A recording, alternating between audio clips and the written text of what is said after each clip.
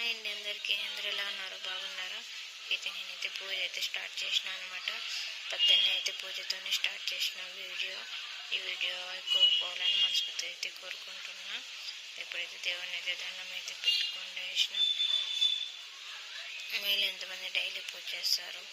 మేమైతే శుక్రవారం శనివారం అయితే చేస్తాము. పూజ అయితే కంప్లీట్ అయితే చేసేసినాం.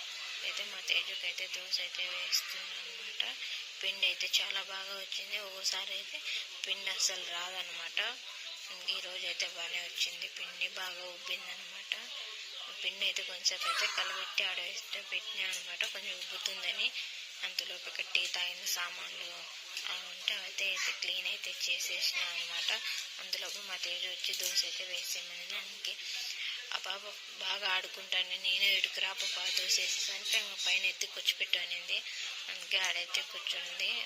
గ్యాస్ అయితే కాలుతుంది అన్నకు నేనదనమాట. కూసేగాడిది వచ్చి మేసేగాడిది ఆడుకుంటున్నట్లుంది. ఆ పాప మంచిగా ఆడుకుంటానింది అనమాట. నేనే పిలిచింది ఆ పాపని.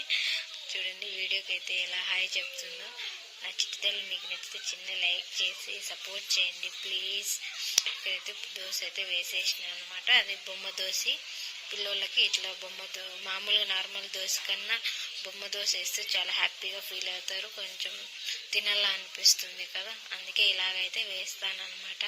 నా వీడియో నచ్చితే చిన్న లైక్ చేసి నెక్స్ట్ వీడియోలో మళ్ళీ కలుద్దాం. బాయ్.